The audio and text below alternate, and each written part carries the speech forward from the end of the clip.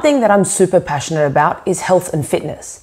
Now, health and fitness encapsulates mental health and physical health. When I'm looking at an individual looking to level up their health or well-being, I'm first looking at understanding the human, the actual what makes the person tick, why they are where they are, and understanding the background to where they have been to where they are now, and that kind of journey or that road that's gotten them to where they are. It's not as simple as when people come to you to say, hey, I want to lose weight and I want to look good. All right, cool. It's all well and good to say, yep, cool, calories in versus calories out. Let's put you on macros. Let's put you on a plan. Let's drop your weight, etc. But there is a key component missing here, and it's understanding the behavior that got the person to where they are in the first place. Now, generally when someone wants to change their life and they have that almost epiphany moment where they're like, you know what? Fuck it, I want to change, I want to be healthy, blah, blah, blah. The first couple of weeks are quite easy because they're quite motivated, driven. They've had that wake up call. But then after that, the old behaviors return. And it's about identifying and understanding the behavior that got or led them to that place in the first place. Now, when I'm looking at health and fitness, I'm not looking at aesthetics. Aesthetics is a byproduct of how your well-being, your mental health, and your physical health are. And this byproduct is, well, my life is good, I'm eating well, I'm training well, I'm doing all these great things, and the byproduct being I look and feel a certain way. So when you end up aiming for a specific goal and you're narrow-minded or picking just a weight target or a physical aesthetic target rather than a behavioral or an emotional or a whole state target, we start getting trapped. We start looking at, and I look at it like a pyramid. So imagine a pyramid and the goal being at the top. Okay, so I will do everything in my power to get to a certain weight, to get to a certain shape, to get to a certain strength gain, whatever. Now that pyramid's quite wide at the bottom. So at the beginning, I start with so many things, and then I start tapering it in and tightening it in to the top of the pyramid where what I've achieved is the one thing I've achieved. Okay, all well and good, it works, it has merit. But what if I flip that pyramid upside down?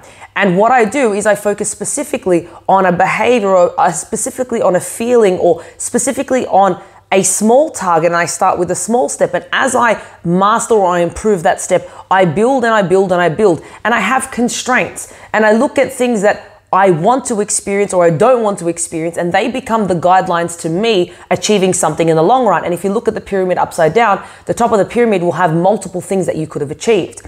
A lot of the time when people go into a health journey, they're like, I want to be this weight, or I want to look like this, or I want to lift this load.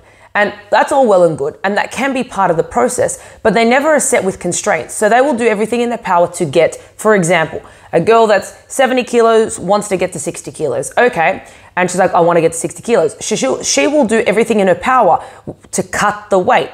It then doesn't allow for the constraints of, well, I want to feel good.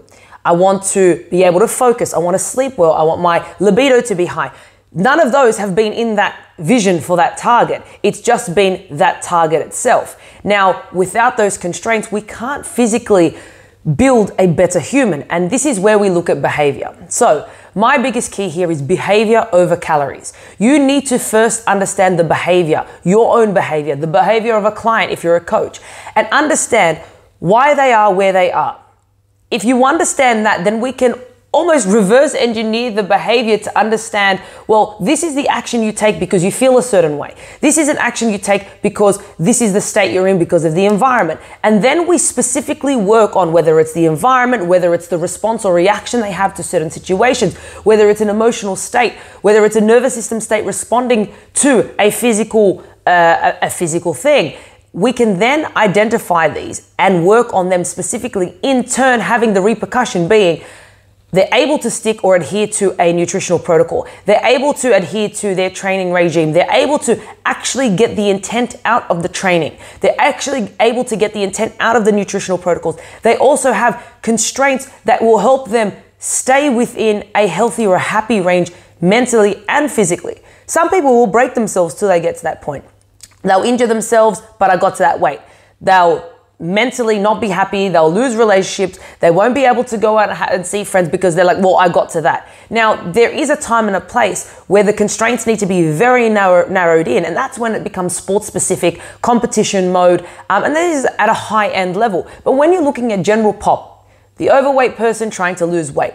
The smaller guy trying to make some gains. The fit chick wanting to get a bit fitter and a bit stronger. The guy that wants to, do a local competition and have some fun and perform and compete, but still has his family and his children and his friends that he wants to hang with. When you're looking at general pop, it's very easy to narrow-mindedly put them into the category of let's just do A, B, C, D, E, F, G without looking at the human. And if we do that, we negate the responsibility to that client, to that human, to ourselves if we are that human. You need to understand why you act a certain way, why you feel a certain way. You cannot just go in and say, here's a program, these are your calories, these are your rep ranges, do it and you will get the performance or the results, the aesthetics or the gains that you've asked for. Yes, to a certain degree, some of that will happen. And then all of a sudden, the human's behavior is still existing. It still hasn't been changed. We haven't had that discussion. It's the same thing like doing a lap band surgery, right? You can do a sleeve or a lap band surgery, all well and good, but we never did any surgery to the brain. We never changed the behavior. So now they drastically lose all this weight. And then what happens? The behavior is still there. They still want to find a way. I found so many people that have cheated the system and learned how they can intermittently eat so that they can absorb more. And it's like, well, you've done everything against what the whole point was. The same thing with macros. People you'll find, they're like, I can stick to my plan, but then they're having every single night chocolate and ice cream and cake before bed. It's like, you can get the six-pack doing that. But what's that going to do to your deep sleep? What's that going to do to your REM sleep? What's that doing to your behavior? What is that telling me about your behavior? You're bored. You're trying to stay up at night. You're literally trying to get a sympathetic fix right before you go to bed. Well, that's not ideal for the human. Now, it's not that you can't do those things and be successful, but eventually the human always trumps. The human always wins. The behavior returns, or it then just bounces on to something else. Behavior might change with their nutrition and their food, and then all of a sudden their behavior at work or friendships changes. And this is the whole point, is that when you go into a health and fitness journey and you're looking for a coach, or you are a coach, understand that you need to understand the human, their behavior, what makes them tick, their emotional state, their physical state, their well-being, and put them in as constraints towards the end goal. If they are not constraints towards the end goal, then you're only specifically targeting a specific number, a specific aesthetic goal, a specific performance goal, without the safety or the health or the well-being of the individual at the end. Look at behavior, look at well-being, look at other constraints that can help build you towards that goal. Now, the journey is always going to be a long road because it takes work with time. You can't just think it just takes time and I will get there. You have to put the work in. And now when people look at the short-term road and people think, oh, like 3 and 6 months are long-term. No, they're still short-term. It takes a very long time to change the behavior of someone who's been a certain way for so many years. If you've never got off your ass, you've never trained in your life, or you've always been overweight and you've always been unwell or unhealthy, or any behavior you've never learnt or you've never known how to study or go to school, cool, that's a behavior that you have to change. These take time, these take years. Why do people look at athletes or coaches and go, oh, it's so easy for you?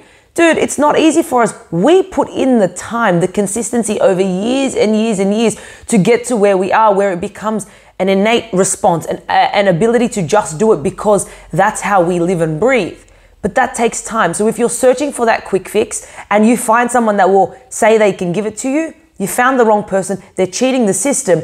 And yes, you will get short-term reward to the detriment of the human. Now, if that's your goal, all well and good. But at the end of the day, the human always trumps. And one day that behavior resurfaces and you're like, oh shit, how do I change the core basing of my human so that I can become that human I was aspiring to, not just fake it, not just do the numbers, do the targets to be that, but that I can actually live and breathe that forever. So be vigilant when you are trying to go on a health and fitness journey. Look at changing behavior before calories. Yes, calories are the way you drop weight or build weight or whatever, but they are irrelevant if the human does not change and their actions do not change towards that. And we're not talking about small changes. We're talking about understand well-being, understand mental health, understand the physical health. Do not deny or ignore those components because yes, it's all well and good to get the goal at the end of the day, but at the cost of what? And that human, you need to make sure that that's being a focus and some of the biggest and strongest constraints towards that journey.